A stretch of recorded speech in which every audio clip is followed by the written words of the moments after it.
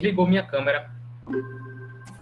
O Chrome é muito problemático, professor. Eu acabo usando, às vezes, o Firefox, porque o Chrome dá muito problema no Meet. Rapaz. Então, vamos embora. Para não perder mais tempo. 15 minutos já foi. A aula hoje é mais curta, né? A gente não vai chegar em 11h30 essa semana, não. Se a minha câmera ligar aqui, eu apareço. Veja só. Então, seguindo lá o cronograma, o conteúdo programático da disciplina, essa semana e semana que vem, a gente vai falar um pouco sobre o SOJava, tá certo? Ele, né? Sobre ele. Para depois a gente entrar na teoria do geossistema propriamente dita. O que é que a gente vai falar hoje? Hoje a gente vai falar um pouco sobre a vida, a formação e as influências dele. E semana que vem a gente vai falar sobre as ideias dele, tá certo? Principalmente ideias dele relacionadas ao conceito de geossistema, principalmente como é que ele define geossistema, qual é a visão que ele tem da abordagem dos geossistemas. A gente vai ver isso semana que vem. Essa semana a gente vai ver um pouco sobre a trajetória dele, né? E aí, nessa trajetória, a gente vai examinar aspectos aí da formação dele, tá certo? Onde foi que ele foi trabalhar, porque ele terminou trabalhando na Sibéria, como foi essa história. Quem foram as influências sobre ele, e aí a gente vai ver um pouco mais sobre a organização da geografia em outros países, né? Isso é importante também. Então, acho que uma das lições que a gente vai tirar dessa aula de hoje é a respeito da organização dos cursos de geografia em outros países, da atividade dos geógrafos, né? E também, assim, da gente ver um pouco a trajetória de alguém que faz geografia, né? Entre tantos geógrafos aí, né? A gente vai pensar o Vitor SOJava, né? Para ter uma ideia, né, da trajetória de vida de um geógrafo que terminou sendo reconhecido além do local onde ele trabalhou, né? Então, acho que isso é importante. Então, vamos embora. Hoje a aula é sobre Vitor SOJava, vida, formação e influências. Essa aula, basicamente, ela se fundamentou num artigo que foi publicado agora em 2020 na revista do Instituto Geológico de São Paulo. Esse artigo já está na bibliografia básica de vocês. Ele está como Trajetória Científica Vitor SOJava. Quem escreveu esse artigo foi o Valerian Snitty, eu não sei como é que pronuncia o nome dele, e o Alexei Sobchevich. O Alexei Sobchevich parece que ele é historiador, trabalha com história da ciência, e o Valerian Snitty, ele foi colega do Vitor SOJava, ele foi diretor do Instituto Vitor SOJava um tempo, né, depois que SOJava faleceu. E aí eu encontrei vários artigos dele tentando divulgar o trabalho do SOJava, tá certo? E a vida de SOJava. Então, vamos dar uma olhada nisso aí.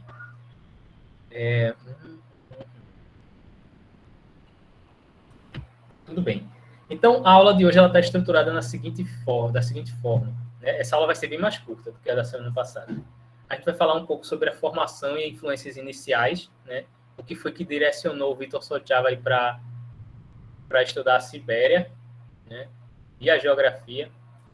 A gente vai falar um pouco da vida dele como pesquisador e como professor, né?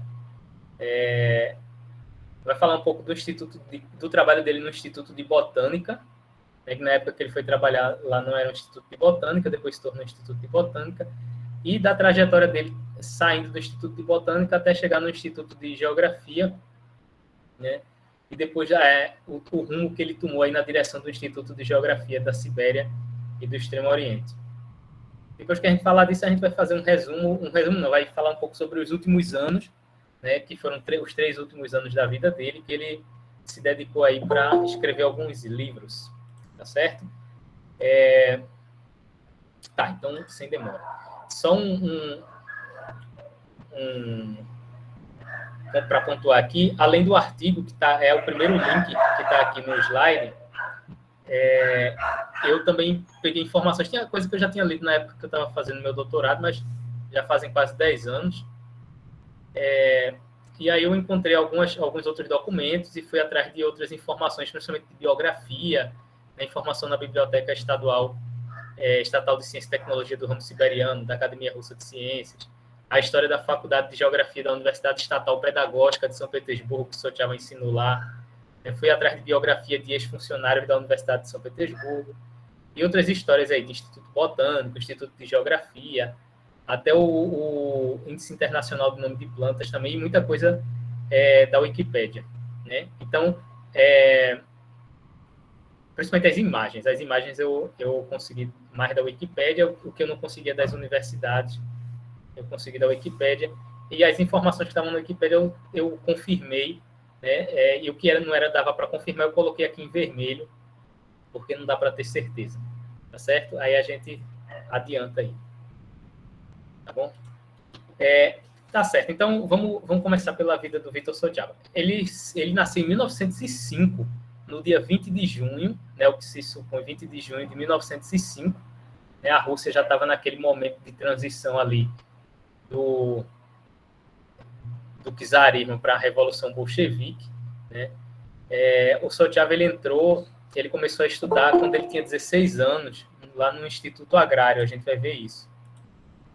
Então, nasceu em 1905, eu sei que ele fez o ginásio lá em São Petersburgo, que na época se chamava Petrogrado, né? E fez parte do ginásio da educação básica dele em Kiev, na Ucrânia. Mas eu não sei, eu suponho que ele tenha feito, talvez, estudado na Ucrânia na época da Revolução Bolchevique, lá em 1917, ele tinha 12 anos, mais ou menos. Então, talvez o clima tenha ficado meio feio, e aí ele pode ter ido para lá, mas é só uma suposição, tá certo? Não confirmo isso, não. Então, em relação à formação inicial do Vítor Sotiava, ele estudou nos ginásios, né, de Petrogrado. Na época, o czar, acho que foi Nicolau II, ele estava querendo se desvincular das ligações germânicas do nome São Petersburgo, e aí ele baixou um decreto, se eu não me engano, que mudou o nome, eu não sei se foi um decreto, mas ele baixou uma norma lá, uma regulamentação, mudando o nome de São Petersburgo, né, para Petrogrado, né? Isso em 1914, se eu não me engano, e em 1924, depois da Revolução Bolchevique, mudou o nome de novo para Leningrado. E aí ficou Leningrado até 1991, ou foi 92, foi quando acabou a União Soviética, e eles fizeram meu Deus, como é que chama? Um plebiscito para saber se o pessoal era a favor, e cerca de 54% da população foi a favor de mudar o nome de volta para São Petersburgo. E aí, o que é que tem em São Petersburgo? Não sei se vocês conhecem São Petersburgo, é uma cidade que fica lá no noroeste da Rússia, na região de planícies ali do noroeste da Rússia, fica próximo ao Golfo da Finlândia, né, faz fronteira, aquela região ali do noroeste da Rússia faz fronteira com a Finlândia. São Petersburgo, por um tempo, ela foi uma cidade que tinha um forte lá sueco, né, e eles guerrearam muito, né, contra os suecos, os finlandeses, enfim. Então, é uma cidade bem famosa lá, já foi capital da Rússia, se eu não me engano. E Sotiava nasceu lá. Ele passou a maior parte da vida trabalhando em institutos de São Petersburgo, tá certo? É uma cidade grande, se eu não me engano, são 5 milhões de habitantes hoje, né? Tá certo. Então, o Sotiava, ele passou a estudar quando ele fez 16 anos, né? Ele ingressou no Instituto Agrário, né? Que esse prédio aí que eu estou mostrando para vocês, e o logo atual deles é esse verdinho aí que está embaixo. O Instituto Agrário fez parte de uma série de institutos que foram criados, principalmente para ensinar as pessoas. Tinham cursos para professores, para mulheres, só para mulheres, assim, separadamente, para agricultores, etc. E aí o Sotiava, ele estudou num desses institutos aí, que foi esse Instituto Agrário. Se eu não me engano, existiam 3.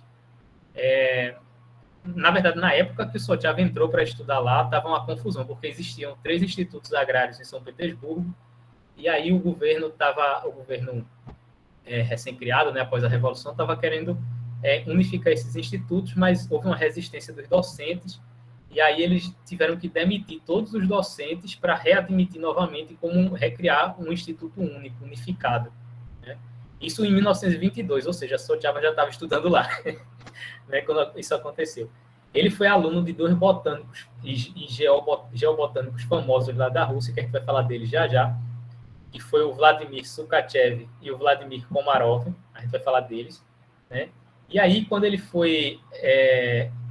esses dois, eles tiveram uma influência muito grande sobre a vida do Sochava, a gente vai ver já já, né? Hoje a gente não vai falar nada sobre ideias do Victor Sochava, a gente vai falar mais sobre a formação dele, etc. Uma coisa mais formal, né? Então, mais, como é que eu vou dizer, em termos de história e etc. Né? A história dele. Já quando ele estava no final do curso, em 1905, ele foi indicado, era um curso de formação agrícola, mas ele tinha lá nesse instituto existia um departamento de ecologia e geografia de plantas, né, nesse instituto agrário. E aí ele foi indicado como assistente, né, se não me engano, foi do Vladimir Sukachev. Ele já foi escolhido como assistente, que foi algo que interessou a ele, né? E ele passou a trabalhar nesse instituto, mas ele não ficou muito, não. Em 1926, ele já saiu, ele já era assistente aí indicado. Ele tinha quantos anos, meu Deus? 20 anos, né, quando ele começou como assistente já no Instituto Agrário. Hoje, esse instituto chama Universidade Estatal Agrária de São Petersburgo. É como se fosse a Universidade Rural, Federal Rural aqui de Pernambuco, por exemplo. Então, o Sochava ele fez um curso que estava muito voltado para a agricultura, né? A gente não pode dizer exatamente que era um curso de agronomia, mas era parecido com isso. E aí ele se destacou muito nessa parte de ecologia e geografia de plantas, que foi o departamento que ele foi trabalhar, né, junto aí com o Sukachev. Aí, no ano seguinte, já em 1926, ele passou a trabalhar no Museu Botânico, né, que era onde o Sukachev tinha ido trabalhar. Sochava, ele conheceu o Sukachev no Instituto Agrário, e o Sukachev, que era um famoso estudioso de plantas lá da Rússia, ele passou a trabalhar no Jardim Botânico, né, da União Soviética, da então União Soviética, em 1924. Em 26, o Sochava vai trabalhar lá. É muito provável que tenha sido o Sukachev, né, que tenha conseguido esse emprego para ele. O Sochava foi trabalhar no Museu Botânico, né, e lá o Sukachev, que esse senhor aí, quer dizer esse senhor calvo, mas o Komarov também é calvo. O Sukachev, ele fazia parte da equipe responsável pela flora da Sibéria. Então, eles estavam começando, na época que Sochava foi para lá, para o Museu Botânico, era a época que o pessoal estava começando a estudar a flora da Sibéria, né? Estava tendo os primeiros estudos, etc. Outro destaque que a gente dá para o Sukachev, eu falei isso na semana passada, a gente vai falar um pouco mais semana que vem, quando a gente falar mais sobre as ideias e os conceitos que o Sochava trabalhou. Foi Sukachev quem propôs o conceito de biogeocenose, né? Esse conceito de biogeocenose é praticamente o conceito de ecossistema, né, que a gente entende hoje na ecologia de ecossistemas. Certo? A gente vai falar mais disso semana que vem, quando a gente tratar mais de discussão conceitual e de ideias aí do Sochava. Quem foi professor dele também, né, foi o Vladimir Komarov, que ele foi não só botânico, mas ele foi político também, né? Se eu não me engano, ele chegou até a ter reunião com Stalin e etc. Né? E ele era um botânico muito famoso, tanto que o Museu Botânico, onde Sochava trabalhou, em 1931 ele passou a ser chamado de Instituto Botânico, e hoje ele é Instituto Botânico Vladimir Komarov, né, que é esse senhor aí, é um instituto gigante lá, depois eu vou passar o site para vocês darem uma olhada. E aí, quais eram as ideias, né, que estavam ali em voga? Eles estavam começando a estudar a Sibéria, né, a flora da Sibéria, e a visão que tanto o Sukachev tinha quanto o Komarov não era uma visão isolada da taxonomia, da botânica, etc. Né? A ideia do Komarov, principalmente, era a ideia de que a flora ela era um produto da geografia, né? Então, você não entenderia a flora e a especiação se você não entendesse o contexto geográfico. O Sochava vai até propor um conceito mais na frente sobre isso, a gente vai ver semana que vem. Tá certo? Então, vamos falar o que é que o Komarov propôs. Além dele defender e dele tratar essa ideia de você não estudar a flora isoladamente, mas no contexto em que ela se insere, né? O Komarov também era um geobotânico nesse sentido, né?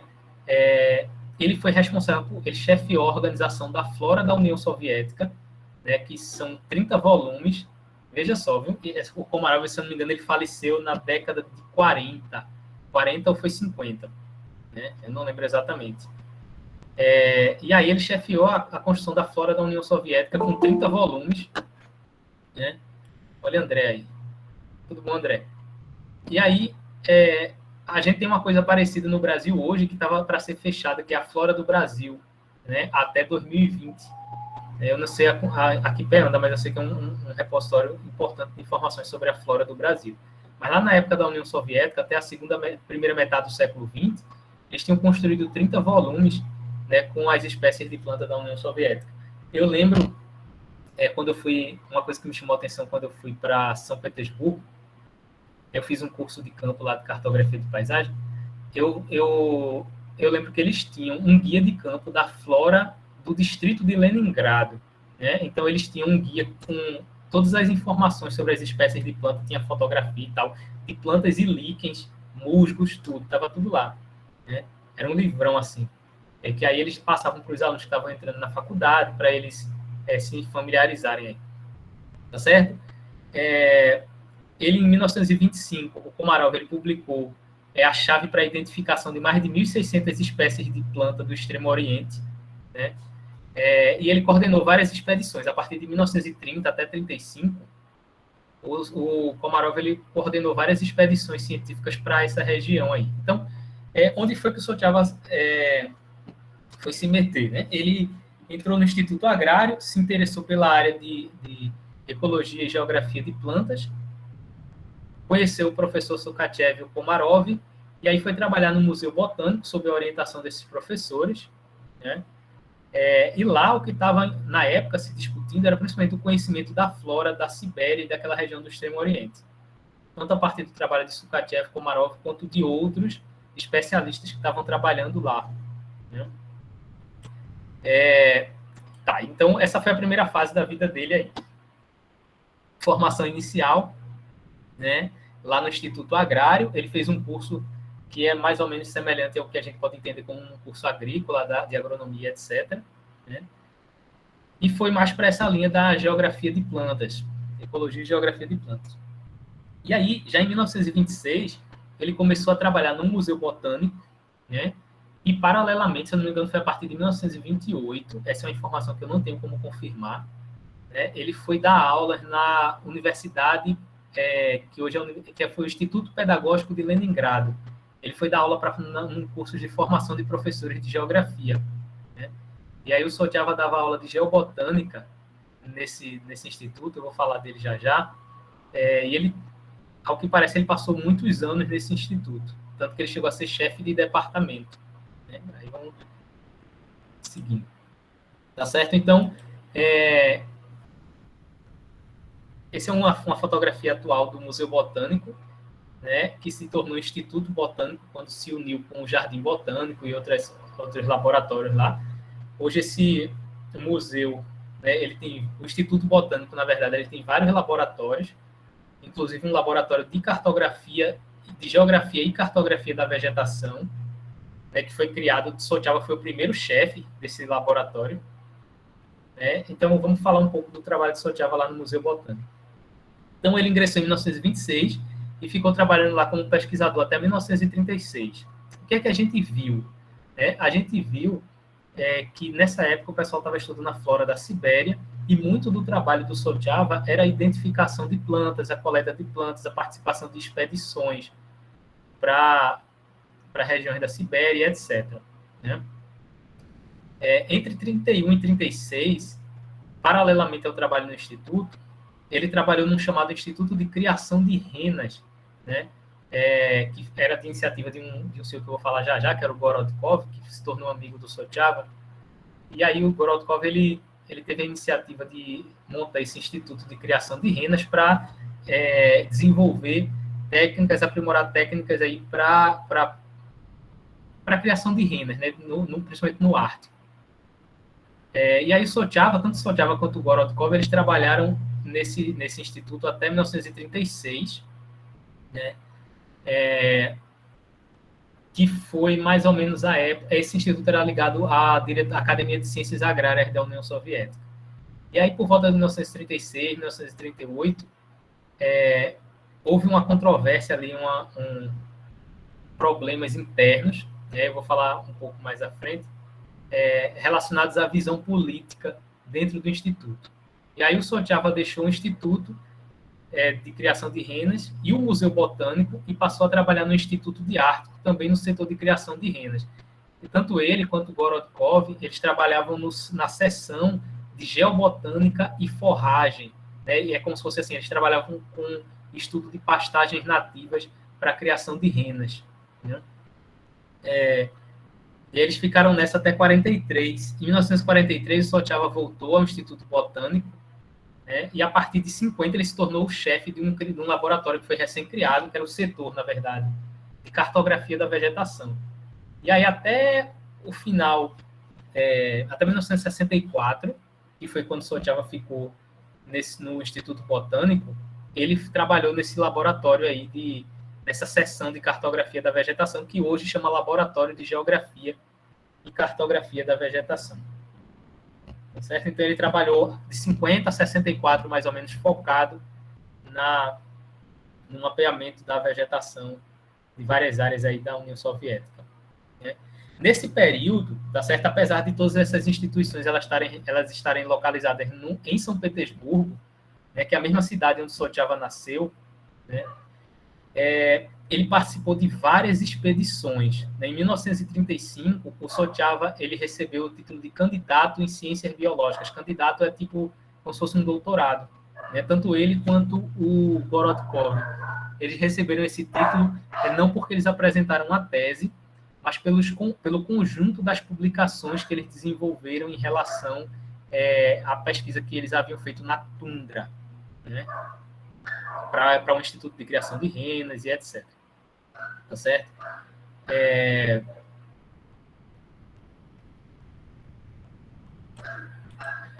Aí o Boris Gorodkov, ele era amigo do Vitor Sochava e ele liderou várias expedições na tundra. Se você for pesquisar sobre ele, você vai descobrir que ele é reconhecido como um dos pioneiros assim de pesquisa na tundra, né? Vou falar já da tundra, na União Soviética. Ele também trabalhou no Museu Botânico a vida dele toda, né? Desde quando Sochava entrou lá, e aí Sochava participou de várias expedições sob liderança do Boris Gorodkov, né? Ele trabalhou muito com zoneamento geobotânico, né? Chefiou o Departamento de Geobotânica e Forragem do Instituto de Criação de Renas. Posteriormente, ele chefiou a seção de Biogeografia da Sociedade Geográfica da União Soviética, e ele deu aula muitos anos no Instituto Pedagógico de Leningrado, que foi onde Sochava também deu aula, né? Então, na verdade, dos colegas de Sochava ali do Museu Botânico, se eu não me engano, o único que foi chefe do departamento de Geografia junto com Sochava foi o Boris Gorodkov, né?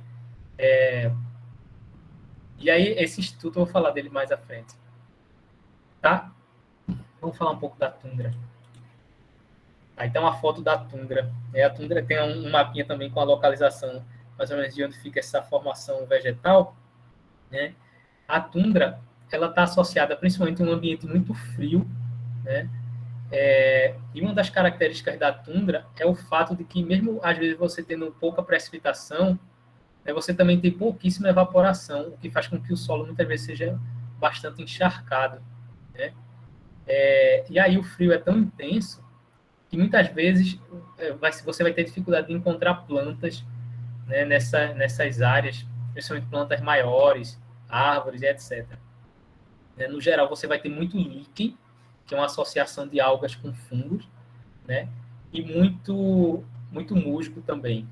Às vezes você tem também muito capim e alguns arbustos, né? Tem a parte que o pessoal chama de tundra florestal, né? Que é quando você tem um cenário parecido com esse, mas aqui e ali você vê um pinheirozinho, que é mais ao sul da tundra, né? Nas áreas um pouco mais quentes. Então, essa região é a que foi explorada aí por Vitor Sochava ali nos primeiros anos, né, de emprego dele, sob a liderança aí do Boris Gorodkov. Ele foi um pesquisador inicial da tundra, né, que é uma dessas formações, um desses biomas aí da ali da União Soviética. Quem estava no instituto também, lá no Museu Botânico, trabalhando com Sochava, né, na verdade, quem fez uma visita foi esse casal, que é o Nikolai e a Elizabeth Bush. Né, eles escreveram 5 volumes só sobre a flora da Sibéria, entre 1913 e 1931. Né? E aí eles foram lá, fizeram uma visita no Museu Botânico para dar suporte à equipe do Sukachev e tal, que estava estudando a Sibéria. Aí, nessa época que o Sochava entrou, né, no Museu Botânico, e ele ficou ali até 36, depois voltou em 43, na época que ele entrou, foi a época que o pessoal estava começando a estudar a flora da Sibéria, né, intensamente. Você teve o trabalho do Komarov, teve o trabalho desse pessoal do Nikolai e da Elizabeth Bush, o Sukachev estava à frente também das pesquisas, fazia parte dessa equipe, então estava todo mundo engajado em tentar conhecer melhor a flora da Sibéria, tá certo?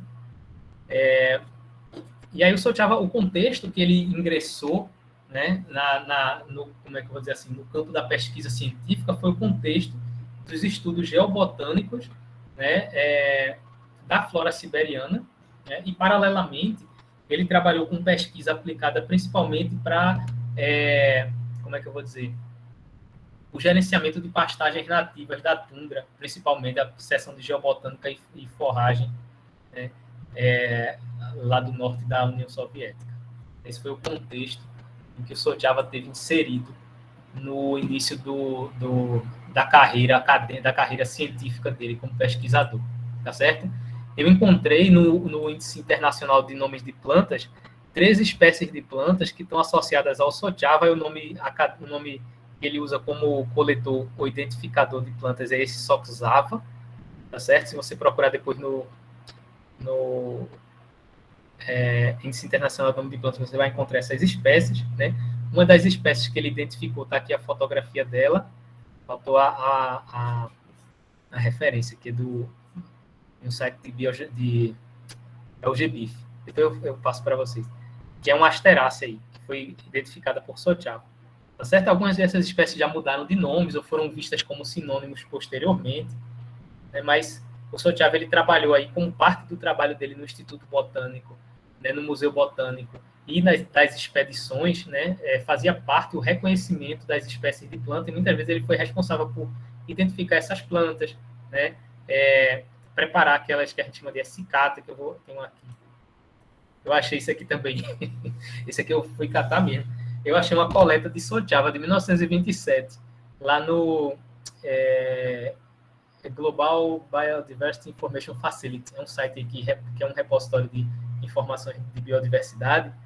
E aí eu fui procurar e achei essa Betula Sukachev, que eu acho o nome da planta, que foi coletada por Sochava em 1927. Está aqui a assinatura dele, aqui embaixo, né, do quem preparou, quem montou, na verdade, é esse cata aqui, que é esses registros. Quem não conhece de botânica, né, os herbários são coleções de plantas, né, que tem como função você guardar essas espécies até para quem vier a desenvolver trabalhos posteriores, para você fazer estudos de evolução da flora e etc.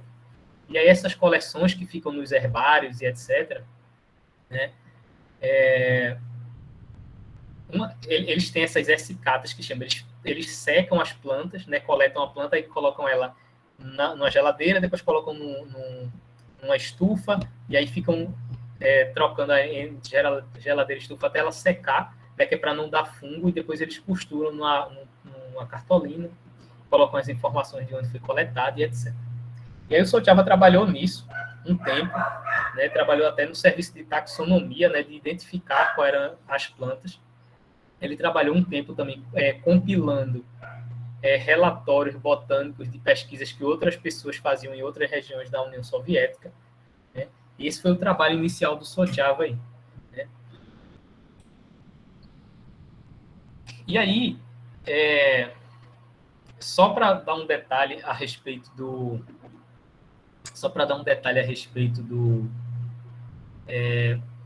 trabalho dele entre 1936 e 1943, né, ele foi professor no Departamento de Geografia Física da Universidade de São Petersburgo, da Universidade Estatal de São Petersburgo, e aí ele estava trabalhando não só com formação de professores para a educação básica, mas com formação de geógrafos também, e ele trabalhava nesse setor também dando aulas de geobotânica, né? E aí, paralelamente, ele trabalhou no Instituto Ártico, né, com a criação de renas, eu falei disso já. Em 1943, ele recebeu, foi quando ele saiu aí da Universidade de São Petersburgo, ele recebeu o título de doutor em ciências biológicas, né? A tese dele foi sobre a geografia de comunidades de plantas das regiões de Amur e Primorje, se eu não me engano. Deixa eu abrir. Eu fiz uma... Depois eu vou passar para vocês. Eu fiz um cronograma da vida de Sochava, numa planilha no Excel. Deixa eu compartilhar aqui. E aí vocês dão uma olhada depois. Deixa eu ver se eu consigo compartilhar só o link. E aí eu anotei aqui. Deixa eu só mudar aqui. Qualquer pessoa da universidade, não. Qualquer pessoa com o link. Pronto. Aí eu montei essa planilhazinha quando eu estava preparando essa aula, aqui no Drive, né? Então, ele escreveu uma tese, né, sobre geografia e estudo de comunidades vegetais das regiões de Amur e Primorje. Aí ele defendeu em 1943 e recebeu o título de doutor em ciências biológicas. Em 1944 ele recebeu o título de professor de geografia física, né? Quem foi colega dele muito tempo lá na Universidade de São Petersburgo foi o professor Anatoly Zachenko, né, já falecido também, faleceu agora há pouco, em 2019, eu acho, 2018. Né? E aí no livro lá do Zachenko ele cita muito Sochava e usa muitos mapas que o Sochava fazia de unidades de paisagem, que vai ver isso semana que vem. E aí o que é que acontece? Voltando para uma coisa que eu falei no primeiro dia de aula, né, na questão dos sítios culturais, provavelmente esse movimento aí de saída do Sochava, o Sochava estava no Instituto de Criação de Renas, aí houve uma controvérsia com o Trofim Lysenko, né, o Trofim Lysenko, eu vou falar dele já, ele assumiu o controle da Diretoria de Ciências Agrárias, né, nacional da União Soviética, e quando ele fez isso, começou a haver perseguição, né, a cientistas que eram contrários à visão que ele tinha. E aí, depois, alguns desses cientistas escreveram uma carta e etc. Tá? E aí, foi justamente nesse período, a partir de 1936, mais ou menos, que a coisa começou a esquentar. Né?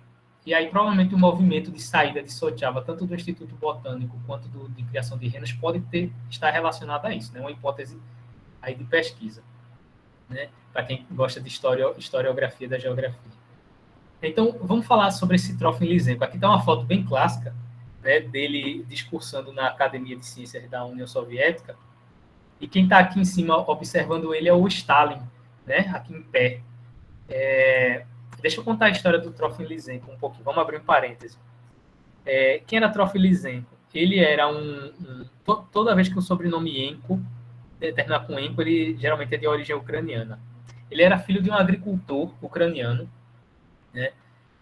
E aí ele desenvolveu uma técnica para melhorar a produtividade e a germinação das sementes em épocas de frio. O que é que ele fazia? Um processo que ele chamou de vernalização, que é você resfriar as sementes antes do plantio, porque aí elas já se tornam melhor adaptadas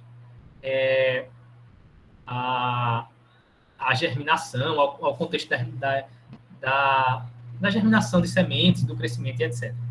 E aí, ele ficou muito famoso, né, por causa disso, porque era filho de um agricultor, né, que conseguiu desenvolver essa técnica. E aí, era o motivo que a União Soviética, o governo soviético, estava procurando. Era um garoto propaganda, né, da Revolução. E aí, o Trofim Lysenko, ele ganhou um laboratório, e esse laboratório passou a ser financiado com 150 mil rublos por ano, se eu não me engano, era uma quantia muito generosa. E ele desenvolveu um periódico para tratar sobre vernalização de vários tipos de sementes e etc. E a técnica que ele desenvolveu era tão simples que poderia ser aplicada por uma pessoa que não tivesse um conhecimento técnico tão profundo. Isso foi muito útil para a agricultura na União Soviética. Né? e eles vinham aí de um período terrível. Teve uma época de fome, acho que foi logo após a Revolução, que morreram em torno de 5 milhões de pessoas e etc. E aí, o trabalho dele e a história dele, né, terminaram sendo um motivo para um investimento, né, e a adoção, né, por assim dizer, do Lysenko pelo Partido Comunista. E aí o que é que acontece? Ele se tornou um cara famoso, né? Só que ele começou a desenvolver posteriormente ideias de genética que iam na contramão do que a genética contemporânea fazia, principalmente nos países ocidentais. E aí ele começou a chamar a genética dos países ocidentais de pseudociência, né, e de ciência fascista, né? E aí ele publicou até documentos e etc. E ele ganhou o apoio de Stalin, né? E vários cientistas começaram a se opor ao Lysenko, né, dizendo que as ideias dele não tinham fundamento e etc. Mas esse pessoal começou a ser preso. Alguns chegaram a ser fuzilados, inclusive outros morreram na prisão, né? Porque discordavam da perspectiva do Lysenko. Para vocês terem uma ideia, o diretor do Instituto de Biologia da Universidade de Moscou e de São Petersburgo, os diretores foram demitidos, e quem foi colocado no lugar foi o mesmo diretor, né, que ele era ele era partidário aí das ideias do Lysenko, né, e ele tinha essa força toda porque ele tinha um apoio do partido, né, comunista, tinha o apoio de Stalin, etc. Né? E aí, ao longo do tempo, as pessoas foram vendo, né, que as ideias dele não eram essas coisas todas e estava errado de acordo com a ciência exterior, só que ele tinha um apoio, né, a ciência dele era politicamente bonita, né, era uma ciência russa, era uma ciência soviética, né, e que estava assim, enfim, tinha aquela interpretação do partido que dava mais valor à política do que à ciência. Aí o que é que acontece? Né, muita gente foi perseguida e morta, né, e é provável que um instituto de criação de renas que o Gorodnikov tinha criado, que fazia parte da diretoria de ciências agrárias também, tanto o Gorodnikov quanto o Soltava saíram, né, desse instituto, né? E aí o que aconteceu? Stalin veio a falecer em 1953, e após o falecimento de Stalin, né, 300 cientistas se juntaram para escrever uma carta secretamente, e aí eles enviaram essa carta para a direção do partido. E aí, já que não havia mais a sombra de Stalin ali para proteger o Lysenko, né, essa carta ficou conhecida como Carta dos 300, porque 300 cientistas assinaram, o Sukachev, Komarov também, e vários outros. E aí o Lysenko saiu um pouco de cena, né, e aí ele foi quando a genética e os estudos de genética, de biologia e etc. começaram a mudar, né, lá na União Soviética. Existem alguns documentos que indicam morte de vários camponeses aí por causa de experimentos que eram feitos, experimentos agrários em função das teorias de Lysenko. Se eu não me engano, foi na China, rapaz, que uma China tinha aquela ligação maoísta, né, com o regime soviético. Cerca de 30 milhões de agricultores passaram fome, muitos morreram, porque eles eram obrigados a comer fezes de passarinho, casca de árvore, esses negócios que estavam lá relacionados às ideias do Lysenko. Então, foi uma coisa terrível, né? Assim, e que teve associado à força do Partido Comunista para impor as suas ideias aí, em detrimento do que se falava na ciência contemporânea. Isso foi um período muito difícil, né, para os cientistas que trabalhavam com outra perspectiva aí na União Soviética. Tá. E aí o Soltava volta para o Instituto Botânico um pouco depois, em 1943, né, e assina a Carta dos 300 e etc. Mas nessa época aí ele já estava, eu acho que já tinha mudado um pouco, eu não me aprofundei não nessa questão do Lysenko, mas foi um período ruim, o Soltava teve envolvido aí na Carta dos 300 e etc. Né? Ele deu aula há muitos anos no Instituto Pedagógico de Leningrado. Aqui estava um curso de formação em geografia por correspondência, formação de professores, né? E aí ele trabalhava na Faculdade de Geografia, no Departamento de Geografia Física e Gestão Natural. Eu não sei exatamente quanto tempo ele trabalhou lá. Na Wikipédia diz que ele trabalhou lá entre 1928 e 1950. Mas eu deixei em vermelho porque eu não consegui confirmar essa data, né, na universidade no Instituto Pedagógico de Leningrado, que hoje é a Universidade Estatal Pedagógica da Rússia, né? Quem trabalhou lá também foi o Gorodkov. Mas eu sei que o Sochava, ele foi professor associado, que é uma categoria lá de quando você entra na universidade na Rússia. Depois ele foi professor e chegou a ser chefe de departamento. Então essa data pode estar correta, né? Porque ele, para ser chefe de departamento, significa que ele trabalhou lá muito tempo, né? E aí ele trabalhou muito tempo também com a formação de professores para a educação básica, o EAD da época. É exatamente isso.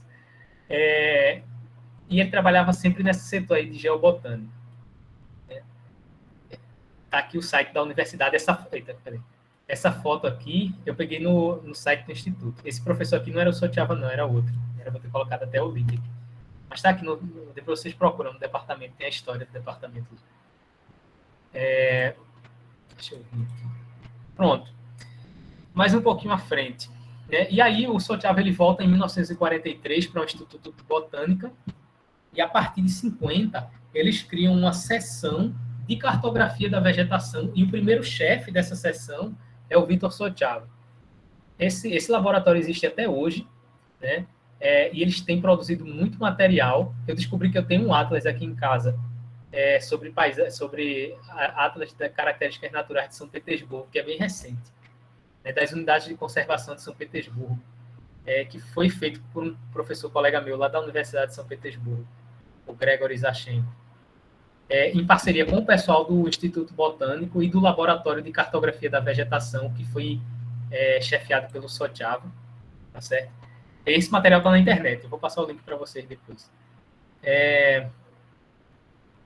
Tá certo, então ele ficou no Instituto de Botânica até 1964, né? Então,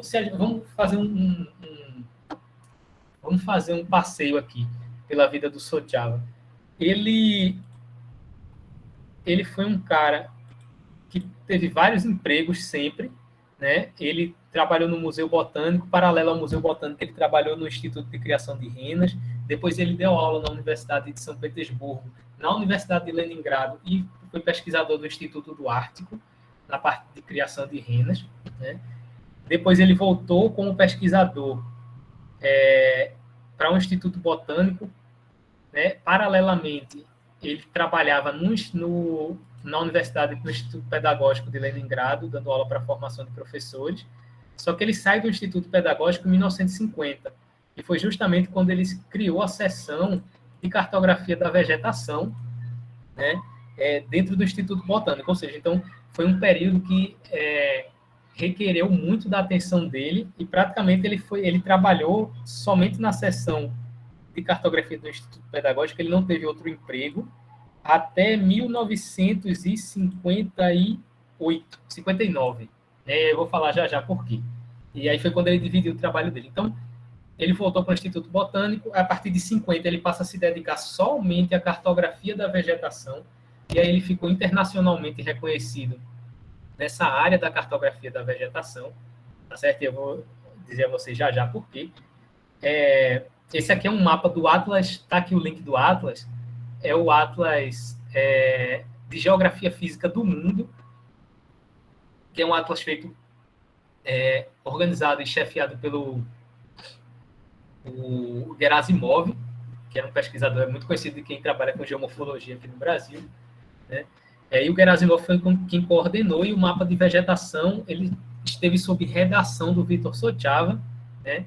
Em 1963, ainda na chefia do Instituto, né? E na chefia da seção de cartografia da vegetação.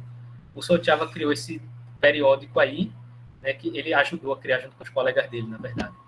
Nesse periódico que chama Mapeamento Geobotânico, que existe ainda hoje, nessa aí está o número 2020, e ele foi editor-chefe do periódico, né, por um tempo. E depois, em 64, ele saiu do Instituto completamente para se dedicar só ao Instituto de Geografia. Então, vamos fazer um balanço aqui do que é que a gente está falando, né? Sochava foi estudar no Instituto Agrário, né, entrou no Museu Botânico para trabalhar com a flora da Sibéria, fez muitas expedições relacionadas a isso, e também a questões aplicadas, né, voltadas para a criação de renas, né, na tundra. Depois ele passou, paralelamente, ele passou a dar aulas na universidade, tanto na Universidade Estatal de São Petersburgo, quanto na Universidade Pedagógica, né, no Instituto Pedagógico de Leningrado, sempre com a formação de professores e com a formação de geógrafos. Ele sempre dava aula nos departamentos de geografia física, né? Ele defendeu a tese dele sobre geografia de comunidades de plantas em 44, em 43. Em 44 ele ganhou o título de professor. Na Rússia tem isso, ser professor é um título, né?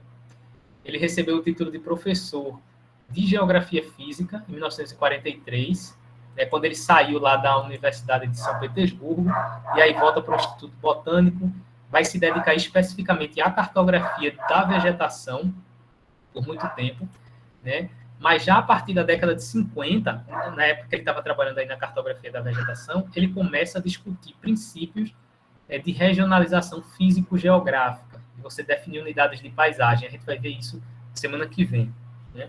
Então, em 63, quando ele estava saindo desse instituto, né, um ano antes dele sair, foi quando ele escreveu aquele artigo Algumas Noções e Termos em Geografia Física, que é onde ele propõe o termo geossistema, né? Mas aí ele já estava no Instituto de Geografia da Sibéria também, né?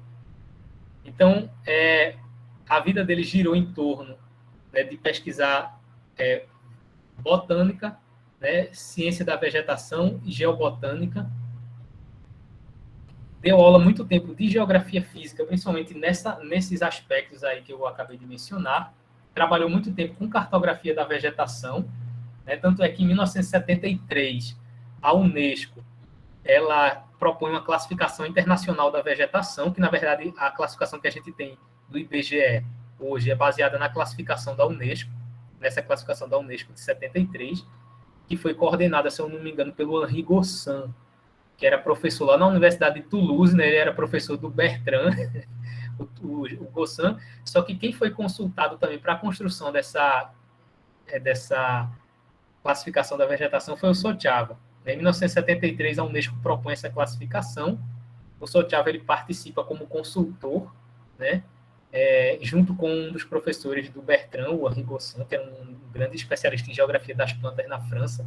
Inclusive, a classificação todas as referências que o Bertrand faz à vegetação, ele sempre faz referência aos termos desenvolvidos pelo Henri Gossan, como vegetação climática, subclimática, plesioclimática, paraclimática. Isso é tudo da geografia das plantas do Henri Gossan. E aí o Sochava estava nessa perspectiva. Isso foi em 73, né? Então, vamos voltar aqui. Sochava passou até 1964, que foi quando saiu esse atlas, né? Quando saiu esse atlas aqui da vegetação, esse atlas de geografia física do mundo. E o Sochava participou na parte da vegetação, principalmente. Depois disso, ele saiu, deixou o Instituto Botânico e foi se dedicar ao Instituto de Geografia da Sibéria e do Extremo Oriente. Vou falar um pouco sobre esse instituto. Está quase terminando a aula, como a de hoje vai ser rápida, né? Então, esse instituto foi criado em 1957. Quem foi o primeiro diretor desse instituto foi o Inocêncio Gerasimov, esse senhor aqui. Só que o Gerasimov, paralelamente, ele era diretor do Instituto de Geografia da União Soviética, que ficava com sede em Moscou. Então, acompanhe comigo aí como foi a história. Em novembro, houve uma reunião, né, da Academia de Ciências da União Soviética, e aí eles criaram um ramo siberiano, né? Eles decidiram criar um ramo siberiano da Academia de Ciências da União Soviética, que não havia. Então, eles criaram esse ramo siberiano em novembro de 1957, no mesmo ano que criaram esse ramo siberiano da Academia de Ciências da União Soviética. Eles criaram também o Instituto de Geografia da Sibéria. Eles criaram assim no papel. E a sede deles seria em Irkutsk. Depois eu mostro a vocês onde é Irkutsk.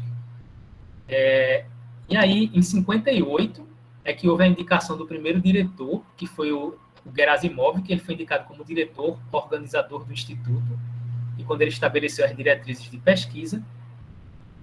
E já em 59, né, o Vitor Sochava, ele se tornou o diretor do Instituto. Gênison, Eita, professor, só uma dúvida, eu não sei se eu perdi essa informação, mas esse Gerasimov aí é o cara do conceito de morfoestrutura? É exatamente. Ah, esse cara mesmo, É beleza. ele. Pronto, a cara dele é essa aí. Ele que propôs aquele conceito de geotectura, morfotectura, eu nem lembro mais. Eu acho que ficou como geotextura aqui no Brasil, ou geotectura, não lembro. É ele, da morfoestrutura, é ele. E ele trabalhou muito nessa área assim, de geomorfologia e solos, ganhou muita medalha, o povo recebeu muita medalha na época da União Soviética. Acho que fazia parte, né, de você valorizar os seus professores. E aí ele não ficou nem um ano no cargo de diretor, ele passou a direção para Sojava, e aí Sojava ficou de 1959 até 1976 na direção do Instituto. Geralmente, o Gerasimov ele foi diretor do Instituto de Geografia Geral da União Soviética de 1951 até 85. Né? E aí, a figura dele ali no Instituto de Geografia da Sibéria foi mais assim, eu vou ser o responsável pela criação e depois eu passo para o Sojava. Né? E aí está uma foto do Instituto de Geografia da Sibéria. Né? O Sojava assumiu em 59, em 60 houve uma mudança no nome do Instituto para Instituto de Geografia da Sibéria e do Extremo Oriente. E aí é quando o Sojava ele passa a se dedicar principalmente, né, na verdade ele ainda está na transição ali do Instituto Botânico para um Instituto de Geografia. Tá certo? Aqui foi o período que ele ficou, né, de 59 a 76. O que é que ele fez? Nos primeiros anos, ele iniciou os trabalhos lá na Geografia Física já em 61. Houve a criação da primeira de uma estação físico-geográfica em Haranor, que está no artigo. Essa foto é do artigo que eu passei para vocês. Nas estepes lá entre os rios, são 2 rios. Como é que Sojava trabalhava? A gente vai ver isso mais semana que vem. Eles trabalhavam principalmente nos interflúvios entre 2 rios, né? Para pegar toda a variação aí interfluvial. E aí ele escolheu o rio Onon e o rio Argun, que ficam ali próximo numa região que chama Tita, pertinho da Mongólia e da China. Na verdade, se eu não me engano, o limite acho que entre a China e a Rússia, esse rio Argun, que faz parte dessa região. Aí, nessa região, domina uma paisagem de estepes, né? E aí tem uma foto que é do próprio Sojava. Né? Ele chegou a criar um laboratório do Instituto Geográfico em Tita em 1963. Semana que vem, a gente vai falar como é que funcionavam essas estações. E aí a gente entra nas ideias e nos procedimentos. Né?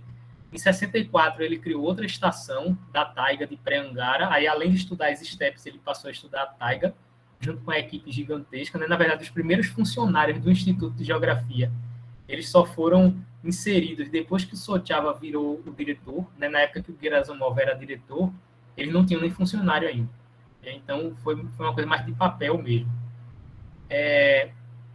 Em 64, o Sojava se torna membro da Comissão de Geografia Aplicada da União Geográfica Internacional e de outras sociedades aí. Tá certo? Aí tem uma foto das estepes, esse mapa aqui da Rússia, com essa manchinha azul, mostra mais ou menos a distribuição das estepes. Né? Qual é a das estepes? A estepe é uma área de vegetação basicamente herbácea, em clima muito seco. Né, que chove entre 250 a 300 e poucos milímetros por ano. Né, você não tem água suficiente para fazer crescer uma vegetação mais arbórea. Né? Foi uma região que foi muito importante, historicamente, aí, na verdade, os primeiros cavalos foram domesticados. A domesticação dos cavalos ocorreu nas estepes, nessas chamadas grandes estepes. Né? Até o desenvolvimento da roda e etc. veio tudo dessa época aí. Muitos saques ali, a Europa,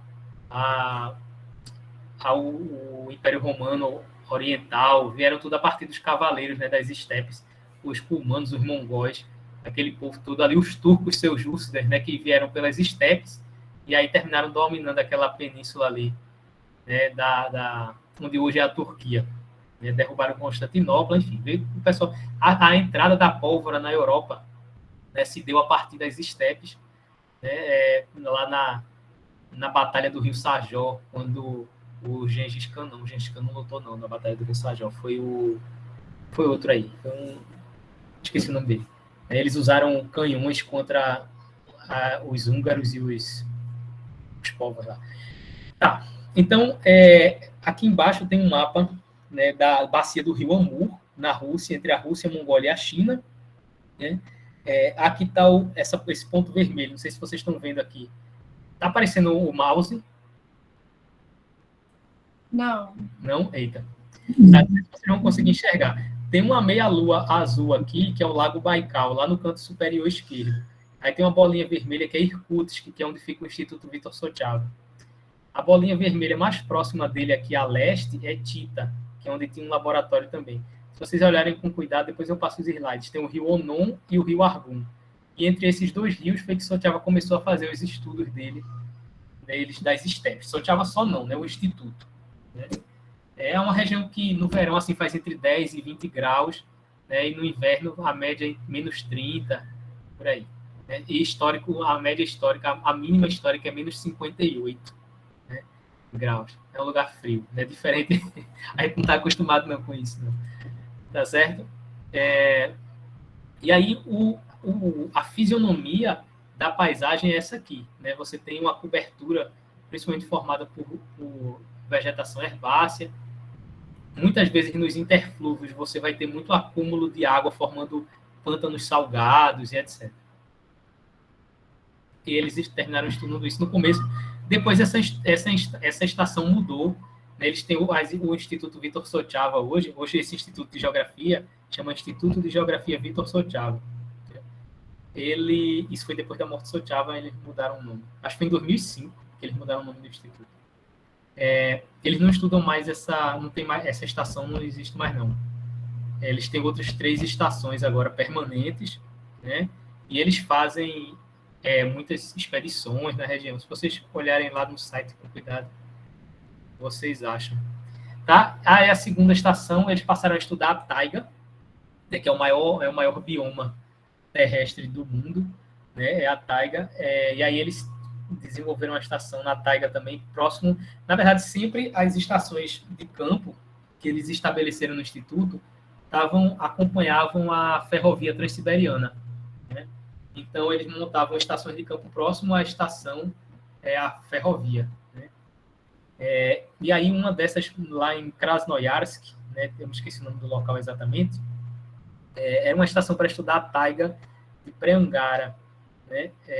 Que aí eles trabalharam muito tempo também. Aí, uma das espécies de planta mais comuns dessa taiga é o chamado lariço, né, que é esse pinheiro amarelo aí, um pinheiro decíduo, né? Esse amarelinho, fica verde e amarelo, é um pinheiro também. O verde é outro, eu não lembro exatamente quem. E aí eles passaram a estudar tanto as estepes quanto a taiga, né, que era o que estava ali dentro, mais próximo no escopo do Instituto.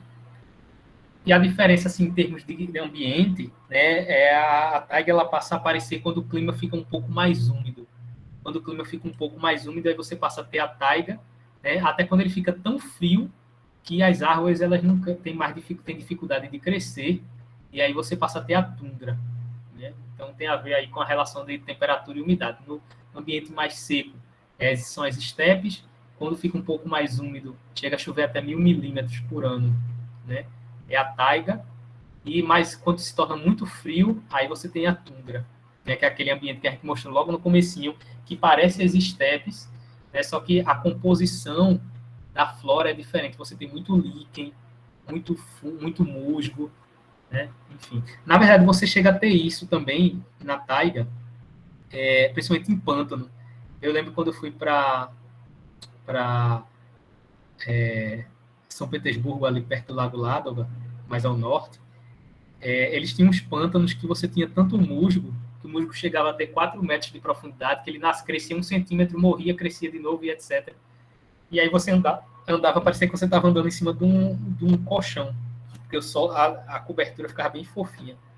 Tá bom? Mas vamos adiante. Então, isso foram os anos iniciais. A partir da final da década de 60 foi quando houve a consolidação aí do pensamento do Sochava. Ele se torna membro titular da Academia de Ciências da União Soviética. Né? Ele já era chamado membro correspondente, desde... Deixa eu ver aqui quando foi que ele se tornou membro correspondente. Ele se tornou membro correspondente em 1958. Olha só. Ele se tornou membro correspondente em 58. Em 59 foi que ele começou na direção do Instituto, né, de Geografia da Sibéria. Acho que isso não foi por acaso. Aí, 10 anos depois, ele se torna membro titular da Academia de Ciências da União Soviética. Ele se torna também presidente da Comissão de Mapa Temático da Associação Cartográfica Internacional. Em 1969, ele se torna presidente de todo o ramo siberiano da Academia de Ciências da União Soviética. Ele fica 4 anos nessa função. Né? E aí ele passa a estabelecer mais estações de campo. A partir da década de 70, tem a mais antiga que eles têm hoje. A estação mais antiga que eles têm hoje lá no Instituto de Geografia da Sibéria foi criada nesse ano, em 1970. E aí eles começam a publicar vários trabalhos a partir do monitoramento ambiental, né, desses geossistemas. Ele publica a topologia dos geossistemas das estepes, a gente vai falar dessa obra e o que é que contém nela semana que vem. Né? Em 1974 saiu outro Aspectos Topológicos do Estudo dos Geossistemas. O que é que o Instituto fazia? Além das expedições e do monitoramento, eles tinham também a formação de profissionais, né? Eles realizavam eventos acadêmicos todo ano, praticamente. Você tinha eventos tanto de jovens pesquisadores, quanto eventos assim, de estudo de geossistemas e etc. Né? Aí essa é uma das fotografias que está lá no artigo, né? Que eu achei mais simpática, e coloquei. Isso foi em 67, eu acho, lá nas estepes de Argun. E aí o Sochava, uma das grandes referências que ele teve a partir da década de 70 foi esse rapaz aí que está encolhido com a camisa branca no lado esquerdo, que é o George Van Dyne, né, que era do Colorado. E o Sochava, na acepção do Sochava, nenhuma pessoa tinha aplicado uma proposta de formação de profissionais na área de geossistemas como esse Van Dyne. Né?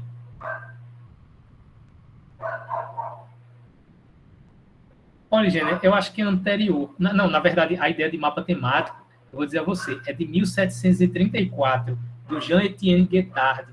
Né? Eu me esqueci exatamente quem foi, mas foi alguns anos antes, um geólogo inglês, ele sugeriu que se criassem os primeiros mapas geológicos, né? Um mapa exclusivamente para geologia, que isso não existia. E aí quem fez o primeiro mapa geológico foi o Jean-Étienne Guettard, né, que é um francês, isso em 1734, se eu não me engano. E aí foi quando surgiu o primeiro mapa temático. Né? Aí foi antes da cartografia de paisagem. E eu não foi nem na geografia física, assim, foi mais na geologia. É bem anterior. Tá certo? Então, a principal, voltando aqui para o Sochava, a principal referência que o Sochava tinha para o estudo de geossistemas e para a formação, para a formação no estudo de geossistema, era o trabalho do George Van Dyne. E aí o Sochava cita muito o trabalho do Van Dyne, né? Não é Van Damme, viu? É Van Dyne. E o Van Dyne, ele coordenou, tem esse livro que estava na Elsevier para vender, esse livro aí, O Conceito de Ecossistema na Gestão de Recursos Naturais. Esse livro, basicamente, tudo que você aprendeu na escola sobre ecologia de ecossistemas veio desse livro aí. As ideias principais de organismo, população, comunidade, ecossistema, veio tudo daí. E aí o George Van Dyne, ele coordena, ele apresenta um capítulo nesse livro que está relacionado a como você formar profissionais para trabalhar com ecologia de ecossistemas, né? Ou com a abordagem sistêmica em ecologia. E aí o Sochava se encantou por isso, ele convidou o George Van Dyne lá para o Instituto de Geografia da Sibéria, ele deu palestra, etc., mas aí o pessoal não gostou muito, não. E aí o Sochava, em 1970, esse livro saiu em 69, tá certo? Esse livro ele congregou várias aplicações da abordagem sistêmica para estudos ambientais e monitoramento ambiental, o trabalho do Jenny Likens lá com com monitoramento de bacias hidrográficas. Está aí nesse livro também, né, que foi o cara que descobriu a chuva ácida. Né, ele monitorava bacias hidrográficas, ele coletava a água da chuva, né, e a água do deflúvio para comparar quimicamente, para ver o que é que tinha de mudança e etc. E aí o Sochava, ele chegou a escrever um trabalho, a gente vai falar disso na semana que vem, que chama Geografia e Ecologia, um ano depois desse livro, 1970. Né? E aí já na perspectiva de integrar, né, a abordagem de sistemas ao que eles estavam fazendo. Em 1975, o Sochava, ele recebeu a Ordem de Lenin, né, que é a maior honraria da então União Soviética. Eu achei uma referência de uma biblioteca setorial lá da Sibéria, que ele tinha recebido outra Ordem de Lenin antes. Né, mas ele, no final da vida dele, né, ele faleceu em 78, antes dele sair da diretoria do Instituto Vitor Sochava, ele recebeu essa Ordem de Lenin, né, que é a maior honraria da época da União Soviética, que é como se fosse a Gran Cruz. Aqui no Brasil tem a Gran Cruz, né, que é a medalha da Ordem Brasileira do Mérito Científico, que Milton Santos recebeu, Abissabia recebeu. Aí Sochava recebeu a Ordem de Lenin. E está aí a fotografia dele lá na Academia Russa de Ciências, né, com um selinho ali. Tá certo? E os últimos anos de Sochava?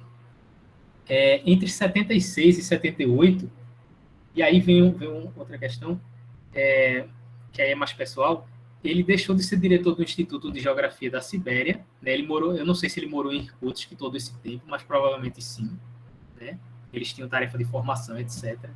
E a partir de 64 ele passou a se dedicar inteiramente ao Instituto, depois que ele publica aquele artigo que ele propõe o termo geossistemas, a partir de 64 ele passa a se dedicar inteiramente ao Instituto de Geografia da Sibéria e do Extremo Oriente.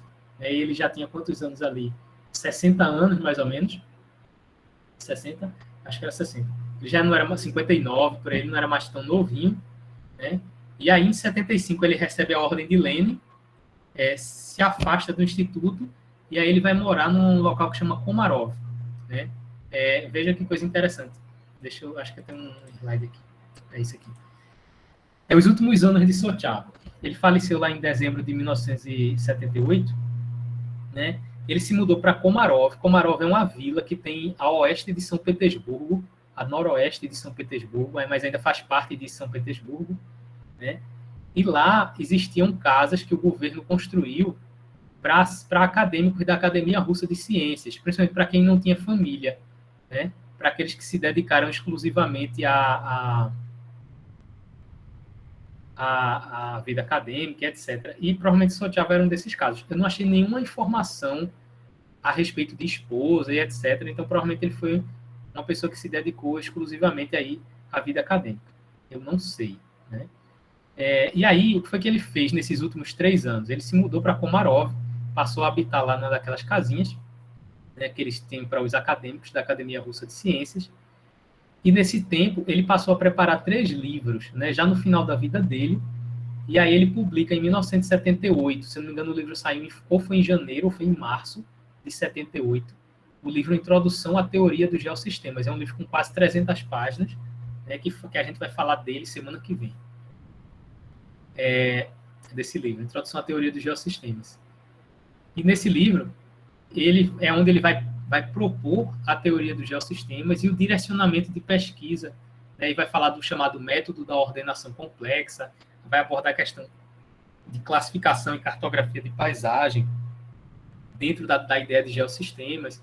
Então, foi um livro que ele construiu com o propósito de ter um direcionamento para a pesquisa, e até hoje, esse livro aí ele é referência aí de muita gente. Tá certo? Ele faleceu ele publicou outros livros, preparou outros livros também, mas só saíram após a morte dele, né? Teve alguns livros que saíram sobre a taiga e sobre a vegetação e mapas temáticos. A vida acadêmica é ciumenta. Então, pronto, essa foi a vida do Vitor Sochava.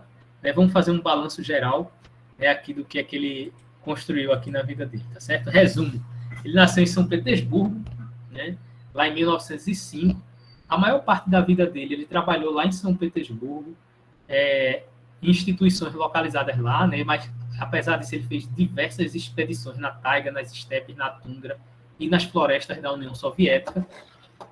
Eu consegui rastrear algumas dessas expedições e eu fiz um arquivo em KML. Eu vou botar na pasta de bibliografia básica também. Aí, se vocês quiserem ver, vocês abrem no Google Earth, né? E aí vocês vão ver mais ou menos por onde é que o Sotchava andou. Ele andou a Rússia de norte a sul, de leste a oeste, né? E outros países aí da antiga União Soviética.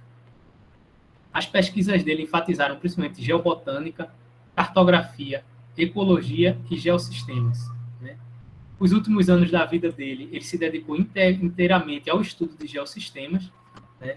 E aí a gente vai ver semana que vem o quanto a perspectiva dele se aproxima, né, e se distancia da de Bertrand, né? E ele foi reconhecido nacional e internacionalmente nas áreas de geografia física e geobotânica. Apesar dele ter se formado lá no Instituto Agrícola, né, ele enveredou aí pela geobotânica, estudando flora da Sibéria, mas sempre na perspectiva ambiental, voltada para pensar questões aplicadas, né?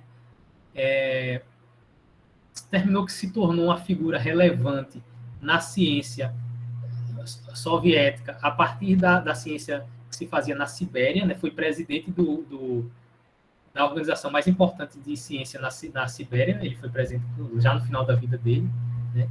Dedicou muito tempo, vários anos aí, à pesquisa de geossistemas, né? Que foi a grande contribuição dele, né? Se a grande contribuição do Bertrand foi o GTP, né, a grande contribuição do Sotchava aí foram os geossistemas, né? Embora ele tenha dado outras contribuições na geobotânica, na cartografia da vegetação, a metodologia que a gente usa, que o IBGE usa, por exemplo, que é baseada na proposta da Unesco para a vegetação, para o Manual Técnico de Vegetação, da Vegetação Brasileira, né, que tem muita coisa da classificação internacional da Unesco, veio aí também dos olhos, né, e do trabalho do Vítor Sotchava. Então, de certa forma, por mais que a gente não perceba, ele está presente aí na geografia brasileira direta e indiretamente. Tá certo? Foi uma pessoa que provavelmente dedicou a vida toda, né, à ciência, né? Faleceu lá em Komarov, dedicou até os últimos dias da vida dele à produção na área de geografia, né? E hoje é reconhecido, tem um instituto que leva o nome dele lá. Tá certo? Eu disse que a aula de hoje ia ser curta, a da semana que vem eu acho que vai ser um pouco mais comprida por causa das ideias. Ó, esse livro aí foi um livro que foi publicado agora em 2001, que chama Vítor Sotchava, Caminho de Vida, Trabalho Científico e Trabalho Científico, né, ou Criatividade Científica, mais ou menos. Tem vários autores que colaboraram para a publicação desse livro. Na verdade, uma coisa que eu já acompanhei lá na Rússia, eles fazem assim, quando tem um colega que está próximo a falecer, ou está indo embora, né? Aí o que é que acontece? Eles começam a escrever sobre a pessoa, né? Então, depois que a pessoa morre, escreve um livro e etc. Tem a parte dos chamados trabalhos selecionados, que é quando eles pegam os trabalhos mais importantes do pesquisador e colocam num livro só. Tem um livro desse do Sotchava, né? E esse livro aqui ele fala da vida dele. Então, esse livro aqui ele é dividido nas seguintes partes. O modo de vida do Sotchava fala da atividade científica, como ele iniciou os estudos com Komarov, Vorotkov e Sukachev, as expedições que ele fez, o trabalho com o mapa da vegetação, com zoneamento, né, e com o mapa geobotânico. Tem a parte da atividade científica na Sibéria, e aí o pessoal que trabalhou com ele no instituto fala das questões que ele estudou na taiga, de mapeamento temático associado a questões de natureza, economia e população, a proposta dele de geografia para a região da Sibéria, as estações geográficas siberianas e a proposta da doutrina dos geossistemas, né, da teoria dos geossistemas. Falam também no método da ordenação complexa, geografia e ecologia, as estações de campo, enfim. E no final você tem comentários de pessoas que conviveram com ele, né, amigos e etc. Aí o professor Isachenko, né, não o Gregory Isachenko, o pai dele, o Anatoly Isachenko, fala sobre o trabalho dele lá na Universidade de São Petersburgo, né, O Mihailov fala como era o Sotchava enquanto professor universitário. Né? O pessoal fala, o Ivanovsky fala das expedições que eles fizeram com Sotchava, como ele era, né, durante o campo. Né? Outras pessoas falam assim, tem um capítulo que chama Nosso Querido Professor. Né? E aí a Marina Frolova coloca lá no final Vitor Sotchava, o maior cientista do nosso tempo. O pessoal enche a bola dele muito. Né? Então foi uma pessoa assim, que foi querida, né, pelos que viveram com ele. Lá ele conseguiu dar um direcionamento. Na época dele, o Instituto de Geografia, ainda hoje é um instituto gigantesco. Né? Assim, eles têm muita gente trabalhando, muitos laboratórios no instituto, formam pessoas, orientam trabalhos de graduação e pós-graduação, enfim, eles têm vínculo assim, de pesquisa com o pessoal da Alemanha, de vários países. Então, é uma instituição respeitada, né, nacionalmente e internacionalmente. Tá certo? E o Sotchava, ele trabalhou para construir isso. Tá certo? Então, só numa perspectiva aqui, veja que engraçado, né? Uma perspectiva, o Sotchava, ele dedicou grande parte da vida dele, uma parte final da vida dele, na verdade, para a questão dos geossistemas, né? E aí ele construiu a teoria dele de uma forma diferente da do Bertrand, né? O Bertrand seguiu por um caminho mais, enquanto o Bertrand seguiu por um caminho mais geográfico, no sentido mais amplo aí de incluir território, paisagem, o Sotchava, ele foi no sentido mais vertical, de você entender diferentes aspectos dos geossistemas. A gente vai falar mais disso semana que vem. Tá bom? 9h30, 1h30 de aula, aqui tranquilo. Né? Para quem teve 3, não sei quantas mil horas semana passada. Tá bom? Deixa eu ver se minha câmera liga agora. Ligou. Deixa eu botar só minha cara tá muito desmandalhada. Deixa eu ajeitar. Não posso, não. Fala lá, Oswaldo. Professor, eu tenho uma curiosidade. Diga. Eu gostaria de saber por que um livro tão relevante para a ciência como Introdução à Doutrina de Geossistemas não chegou a ter uma tradução para uma língua de projeção internacional como o inglês, por exemplo. Seria, assim, falta de interesse dos cientistas russos em projetar para o mundo o que eles estavam pesquisando, ou falta de atenção por parte dos cientistas ocidentais? Eu não sei. Olha, eu não sei, rapaz. Eu vou dizer a você, quem conseguiu publicar em inglês foi o Anatoly Zanchenko. Pode ser sequela, pronto, perfeito. Perfeito, viu, Essia? Eu não sei exatamente, porque eles tinham, em língua inglesa, tinha um periódico que chamava Soviet Geography. Eles publicavam trabalhos dos geógrafos da União Soviética, para manter o contato. Né? Mas o livro do Sotchava nunca saiu em inglês. Né? Sabe qual foi o livro que saiu em inglês? O do professor Zanchenko, que é um livro de 1966, que ele cita bastante o Sotchava, inclusive, que chama Princípios de Ciência da Paisagem e Regionalização Físico-Geográfica. Esse livro saiu em inglês, foi traduzido pelo pessoal da Austrália, né, o pessoal que trabalhava lá com os estudos integrados na Austrália, né, influenciou a proposta de ecorregiões do Robert Bailey dos Estados Unidos. Se você leu ele tem um livro que chama Geografia de Ecossistemas, Ecosystem Geography. Ele cita muito o Zanchenko. A proposta dele é muito construída em cima do que o pessoal da Rússia fazia. Né? Mas o do Sotchava não. O do Sotchava não saiu. José Allan Kardec. Diga lá, rapaz. Ô, professor, no caso, dá para a gente ver, pelo que o senhor mostrou aí, que durante até a Segunda Guerra, enquanto a Rússia estava, naquele momento, ele estava fazendo ciência, né? Ele deveria ter ligações políticas que depois, eu acredito, né, como se falou a resquício da Guerra Fria, de uma certa forma, porque a Rússia vivia um momento em que praticamente estava todo mundo focado na guerra, nessas questões, enquanto ele estava com espaço, com possibilidade de fazer ciência, fazer pesquisa. Então, provavelmente ele tinha algumas ligações políticas que depois iam lá pesar até para manter ele. Eu não sei se essa parte também é conhecida ou não, né, dele. Olha, o que eu sei é que durante a guerra, muitos cientistas, que eles chamaram de grande evacuação, né, eles levaram muitos cientistas para o interior da Rússia durante a guerra. Os cérebros, né? eles foram levados assim para os Urais, para o sul da Rússia, para lugares onde você não tinha a guerra de uma forma tão intensa, né?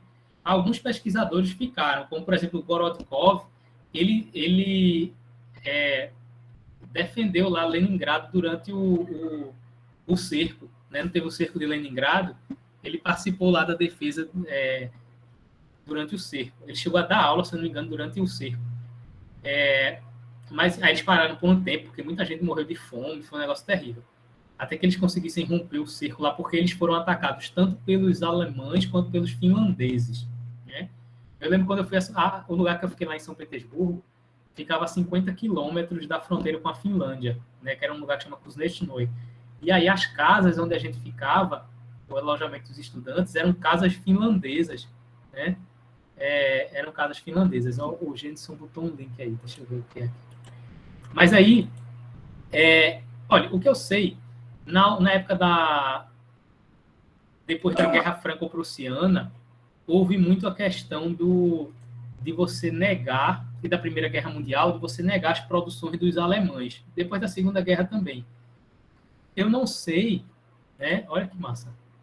Eu não sei em que medida isso impactou aí a publicação dos trabalhos, né? O livro do Isachenko ele foi publicado em 73. Né? Talvez o pessoal não tenha visto interesse, né? ou tenha faltado